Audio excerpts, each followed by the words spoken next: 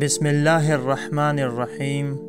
شروع اللہ کے نام سے جو بڑا مہربان نہایت رحم کرنے والا ہے۔ السلام علیکم میرے پیارے دوستو، آج ہم اس ویڈیو میں معجزے اور کرامات کے بارے میں بات کریں گے۔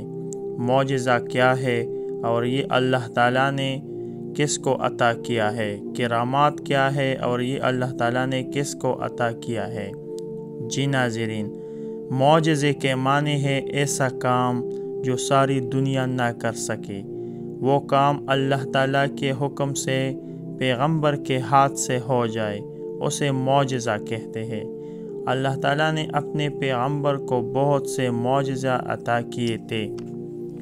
حضرت عیسیٰ علیہ السلام کا معجزہ مٹی کے پرند بنا کر ان میں پھونک مار کر اڑا دینا، مردوں کو زندہ کرنا۔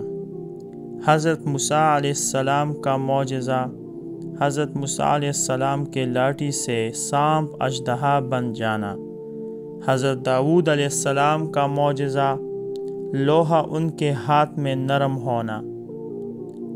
دوسرا معجزہ، اللہ تعالیٰ نے حضرت داؤد علیہ السلام کو بہت ہی خوبصورت آواز دی تھی۔ حضرت محمد مصطفیٰ صلی اللہ علیہ وآلہ وسلم کا معجزہ، چاند کا 2 ٹکڑے ہونا۔ اور ایسے بہت سے معجزات اللہ تعالیٰ نے پیغمبر کو دیے تھے۔ اب کرامات کیا ہے اور کرامات کسے کہتے ہیں؟ ایسا کام جو اللہ تعالیٰ کے حکم سے ولی اللہ بزرگ کے ہاتھ سے ہو جائے، اسے کرامات کہتے ہیں۔ بہت سے بزرگ اولیاء کرام سے اللہ نے کرامات ظاہر کیے ہیں۔ ایسے ہی کرامات کا واقعہ، ایک ولی اللہ حضرت ابراہیم حواس رحمۃ اللہ علیہ فرماتے ہیں کہ ایک دفعہ میں حسب عادت گوشہ نشینی کے لیے صحرا کی طرف جا رہا تھا۔ ایک کونے سے ایک شخص ظاہر ہوا اور میرے ساتھ جانے کی اجازت طلب کی۔ جب میں نے اس کی طرف دیکھا تو مجھے اس کی شکل و صورت سے نفرت ہوئی۔ اس شخص نے میری کیفیت دیکھ کر کہا، اے ابراہیم، رنجیدہ نہ ہو، میں ایک عیسائی ہوں اور ملک روم سے آپ کی صحبت اختیار کرنے کے لیے آیا ہوں۔ اب مجھے معلوم ہوا کہ اس کی شکل دیکھ کر مجھے کیوں نفرت ہوئی۔ میں نے اس سے کہا، اے راہب، میرے پاس تو کھانے پینے کا سامان نہیں ہے، مجھے ڈر ہے کہ تم اس صحرا میں تکلیف اٹھاؤ۔ اس نے جواب دیا، اے ابراہیم، آپ کی ولایت کی شہرت تو سارے جہاں میں پھیل چکی ہے، پھر بھی آپ کھانے پینے کی فکر کر رہے ہیں۔ اس اعتقاد سے مجھے حیرت ہوئی اور میں نے اس کو ساتھ چلنے کی اجازت دے دی تاکہ تجربہ ہو جائے کہ اپنے دعوے میں وہ کس قدر پکا ہے۔ جب 7 دن رات گزر گئے تو ہم پر پیاس کا غلبہ ہوا۔ اس نے اسی جگہ رک کر کہا، اے ابراہیم، آپ کی شہرت کا آواز تو سارے جہاں میں بلند ہے، اب کوئی کرامت دکھائیے، کیونکہ پیاس کی وجہ سے میرا آگے جانا محال ہے۔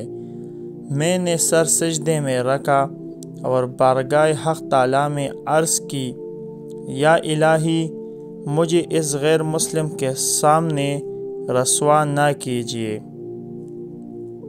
کیونکہ غیر مذہب ہونے کے باوجود اس کو مجھ سے اعتقاد ہے۔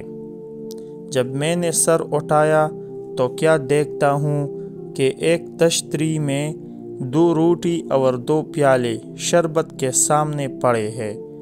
چنانچہ ہم سیر ہو کر آگے بڑھے۔ جب مزید 7 دن گزر گئے تو میرے دل میں خیال آیا کہ اب اس راہب کا امتحان لینا چاہیے۔ تو میں نے مطالبہ کیا کہ اے راہبو، اب تمہاری باری ہے، اپنی عبادت کا ثمر دکھاؤ اور کچھ لاؤ تاکہ ہم کھائیں۔